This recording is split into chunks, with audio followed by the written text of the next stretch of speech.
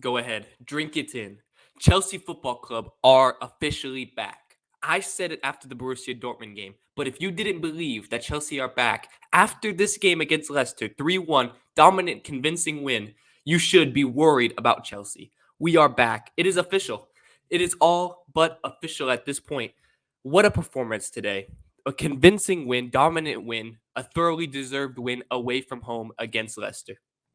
I'm very, very impressed by this performance. I would like to say, ever since we switched to the 3-4-3 formation, we have been playing absolutely excellent. 3 wins on the bounce, and one of them against Dortmund, one of the most informed teams in the world going into that game. And we absolutely bossed them. And I think we just carried that on today. Outside of a banger by Daka, we dominated this game. Thoroughly deserved victory. And look, Mikhailo Mudryk gets his assist. I am so happy for Mudryk. I'm really so happy for Mudryk to get off the mark.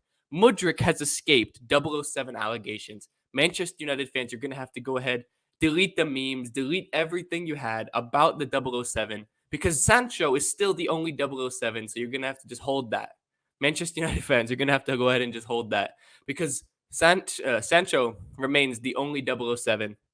And Mudryk, I'm just so happy for him because he thoroughly deserved it. I'm not going to sit up here and act like it was his best performance, but he did deserve that. He had a goal. It was offside, but it was so close. It was a tight goal, ruled out for offsides. And then just a few minutes later, he's able to get the assist to Kovacic. I'm very happy for Mudryk to get that assist. And it goes back to the fact that I'm very impressed by Graham Potter recently. And one of the reasons why I'm impressed with Graham Potter recently is just his man management. He's doing a very good job at managing the players in this squad and the pressure around some of these guys. And I think one of the prime examples outside of Mudryk now is Kukurea. Kukurea once again had a great performance. He was man of the match against Dortmund, and he played very well today in that left center back role in the back three. He did very well, and he's earned his place in the starting 11 right now. But he took him out of the whole squad for a couple games. Got him got the media off of him, got the fans not putting pressure on him anymore. And then he came back into the side, rejuvenated, confident, and now he's playing great football. I even slandered him. Of course, everyone was slandering Kukurea because he wasn't playing very good. But now he's playing very well, and that goes down to Graham Potter. So Graham Potter has once again done the same exact thing with Mudryk. He took him out of the squad, wasn't giving him, and not even substitute appearances the last couple of games. And then he puts him back into the squad as a starter today, and he played very well. I'm not going to sit up here and act like we've seen the best of Mudryk, and that's my main takeaway. Mudryk, we've seen glimpses. We have seen glimpses of what Mudryk can do. We have not been able to see him fully put it together, but when you see these flashes of brilliance from Mudryk, that's what we paid for. Now it just takes him putting it all together and him getting this assist today, getting the pressure off of his back of being 007. I think now we can really see Mudryk start to flourish. He's really going to have that confidence, and his work ethic is absolutely crazy. I know everyone sees him on social media, always putting in extra work in the gym, always putting in extra work at the training ground. This guy is destined for success because he really wants it. He wants to achieve great things, and he's willing to put in all the work off the pitch. So that's why Mudryk is a fan favorite already because you see he's passionate. You see he wants to score goals. He wants to assist. He wants to be part of the play, and he's willing to put in the work to make that happen. So I'm very happy for him. Very happy for him to get that assist. And I think this is just the beginning of Mudryk having an amazing career. This was the beginning of that because I truly believe this guy is destined to go to the very top. And this was just the first flash of that. Now, speaking on one guy who's going to need time to adapt, he's still not even fully adapted. I wanted to give Enzo Fernandez his flowers because today was yet another great performance from Enzo Fernandez. That assist from Enzo to Kai Havertz, oh my God. Brilliant, utterly brilliant. Not only was it a great assist from Enzo Fernandez, but a great finish from Kai Havertz. And Enzo Fernandez, for me, this is not being talked about enough. The transition of Enzo Fernandez into the Premier League and how seamlessly he's made it look is not getting talked about enough because he's come in to Chelsea and he's been immediately world class.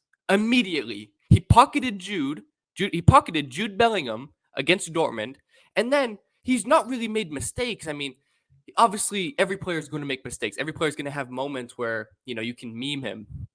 But Enzo Fernandez has come into the midfield, changed the midfield for Chelsea, actually made us look like we have a competent midfield because for large portions of the season, it didn't look like that.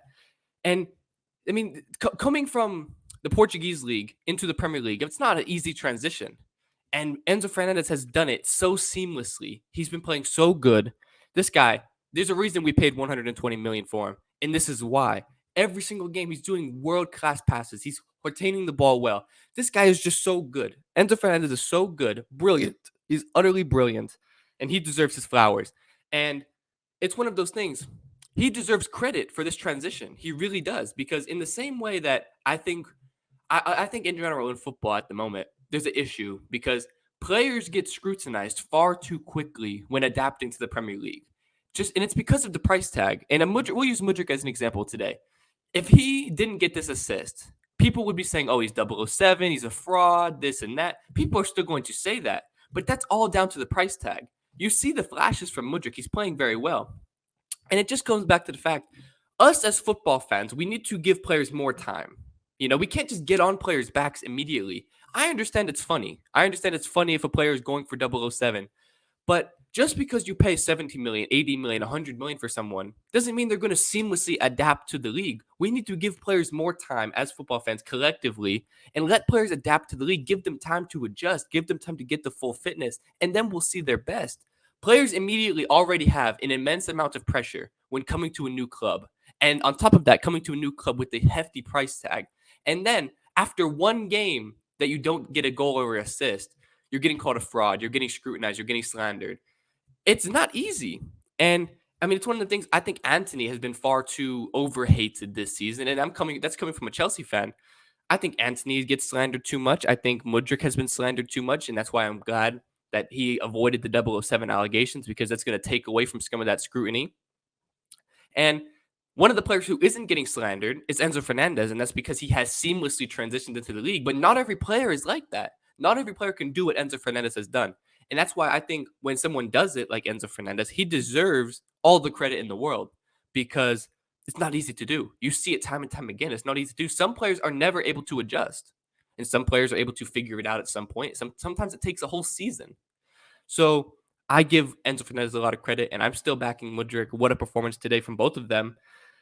And, Ben Chilwell getting a goal against his former club, you love to see it. And, for me, and this is look, I want to know, Chelsea fans, what do you think about this? What do you think about Joao Felix? Because for me, you see the flashes of Joao Felix. He's a brilliant player, really good player. But for me, it's kind of unlucky, but also in a way, he was the one responsible for Leicester City's goal today.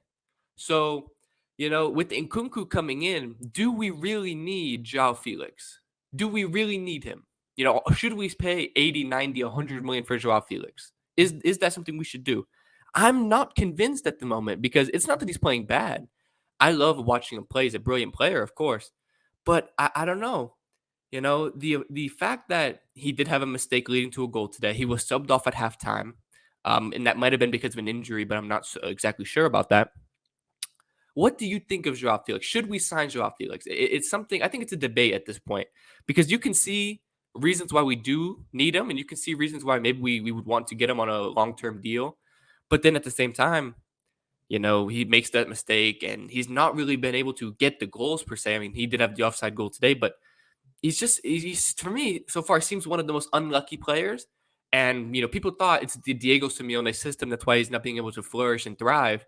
And I would agree we've seen a different Joao Felix so far under Graham Potter than Diego Simeone, but still not really able to get the end product right. We're not seeing the goals, we're not seeing the assists. And he can play good all he wants. He can dribble past players, but ultimately you need goals and assists, you need end product. So, you know, it's one of the things it's very dissimilar to Mudryk where I just said, you got to give him time. Obviously, Joao Felix is still adapting to the league as well, but he's only here on a 6-month loan. This is his opportunity to show himself. He has to be, adapt quickly. He has to. He has no other choice. Otherwise, he's going back to Atletico Madrid. So if he wants to stay at the club, he has to adapt quickly. And I think he has overall adapted well. I mean, he's playing good football. He's just not with being there with the end product. So what do you think, fellow Chelsea fans? Let me know in the comments down below. Would you sign Joao Felix on a permanent deal? I'm interested to know the answer to that. But look, For the first time in a while, I'm super confident about Chelsea. I really do think we're back. I don't care who we play at the moment. We can beat anybody. We really can because our defense is just so good at the moment. We didn't even play Benoit Badiashile today, and we're still going with the back three of Fofana, Koulibaly, and Kukurea, and we look very, very good. And it's crazy to me because Benoit Badiashile, I think you could have made the argument him and Enzo Fernandez, were the best two signings we made in January, and Badiashile he's on the bench right now, and that's how good he's been. So we really have four defenders right now who are on form, playing top quality football. And it's like, who do you even go with? I mean, you can't really justify dropping Kukurea at the moment. Koulibaly has transformed his form. He's been the player that we kind of thought we were getting. And then Fofana, everyone, once again, a player that came with a hefty price tag. People slandered him immediately. He's been injured, but he's still getting slandered. Oh, he wasn't worth it. He wasn't worth this. He was great again today. A fantastic performance. He got the goal against Leeds, and it was a fantastic performance again today. So it's one of those things.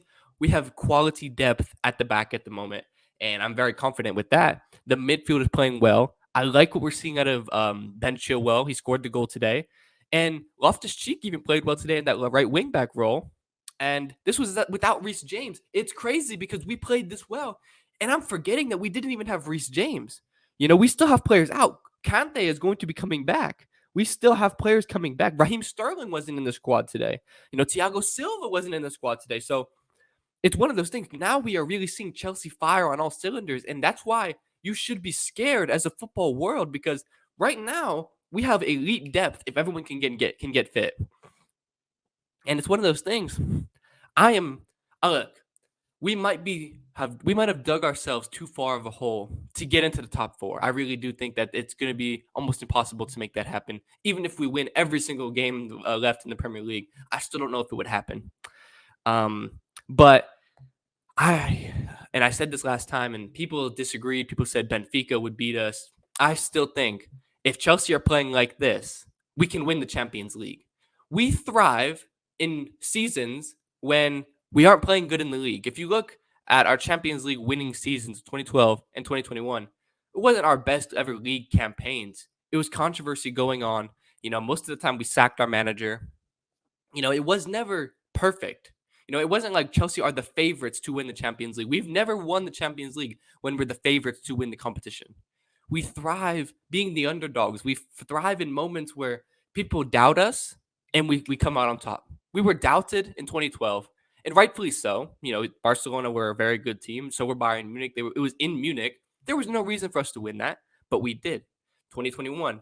I mean, we played a Real Madrid team. We know how good Real Madrid are in the Champions League. We beat them. And then Manchester City at that time, what a squad, what a performance that they were putting on. And we beat them. So there was no reason for us to win that, but we did. So it's one of those things. I really don't care who we get drawn against. Obviously, I would prefer a Benfica or, someone that, is probably more comparable at the moment. But if we get Real Madrid, I think we can beat Real Madrid. Real Madrid aren't firing on all cylinders this season by any stretch of the imagination. I think we could beat Napoli. I know Napoli have been playing arguably the best football in Europe at the moment. I think we can beat them. It's a two-legged tie. It's Champions League, the knockouts. There's no reason why we can't beat them. We're playing a elite level of football right now. And it comes down to this. I think anytime you have an elite defense, you give yourself a chance in knockout football. Because if you're not going to get goals conceded on you, it only takes one moment of brilliance. And with these attackers we have right now at our disposal, we can make that moment of brilliance. This is the first time we've scored 3 goals in a very long time. A very long time. We're scoring goals again. Everything is coming together at the right time for Chelsea. So people are going to laugh. People are still going to doubt us. We're still 10th. We're this, we're that. Look, as a Chelsea fan, I am very, very positive at the moment. And who do we play? Everton next in the Premier League. We're going to beat Everton. We play Aston Villa after that. We're going to beat Aston Villa. I believe we'll beat Liverpool. I look down and I say we are really back because I think we can beat a lot of the teams remaining on our schedule in the Premier League. And then it just comes down to who do we get drawn against in the Champions League? Whoever it is, obviously, I would like to avoid Bayern Munich, if all possible. But realistically, whoever it is, I believe we have a chance to beat them. And that's a very great sign, for Chelsea fans. So look, overall, I'm very, very pleased. Once again, great performance from Chelsea. I at certain points throughout the season, I didn't believe this was possible, that I'd be here being so positive about this football club. But here I am. It's beautiful. It's a sight to see. Chelsea Football Club are back. Be scared, football world, because we are back. If any rival fans are watching this, I believe you should be scared. If you're a Liverpool fan, you should be scared. Manchester United fan, you should be scared. Arsenal fan, you should be scared. Not because we're coming for you this season, but next season, Chelsea are contenders to win the Premier League. Chelsea will be contenders to win the Premier League. And it's going to be scary because if Todd Bowley really believes in these players, in this squad, in this manager, what could happen in the summer could be even more scary than what's already happened. Because if Graham Potter gives Todd Bowley a reason to believe that we are one piece away, a striker, or a couple pieces away from being title contenders, it's going to be scary because he will pay the money. Like there's nothing stopping Todd Bowley from spending the money. And if he believes and he backs the manager, oh my God, it really could be crazy. So obviously, I'm not going to count my chickens before they hatch. In that case, we're still a long ways away. We still have the Champions League to play and all of that. But what a time to be alive as a Chelsea fan. We deserve this. Chelsea fans, we deserve this. We really do because we went through the ringer this season, and now here we are. We've come out the other side, and we are well and truly back. We are well and truly back. It's great. It's fantastic. But without further ado, we'll go ahead and wrap up this video. So we just wanted to thank y'all once again for checking out this video. Let me know in the comments down below, Chelsea fans, rival fans, what did you think about this game? Let me know all of your thoughts. What did you think about Enzo Fernandez? What do you think about Mikhailo Mudryk? Let me know in the comments down below. I'll be very interested to hear what y'all have to say about that. And once again, I just wanted to thank every single one of y'all for helping us get to 1,000 subscribers on the channel. It's an elite milestone for us. I'm so appreciative. And, hopefully we can keep going up from here. So, yeah, we'll see you next time for another video on the channel. I think we're going to be making a special video. So, you'll have to stay tuned for that. But without further ado, I'm Zach. And we'll see you next time for another video on the channel.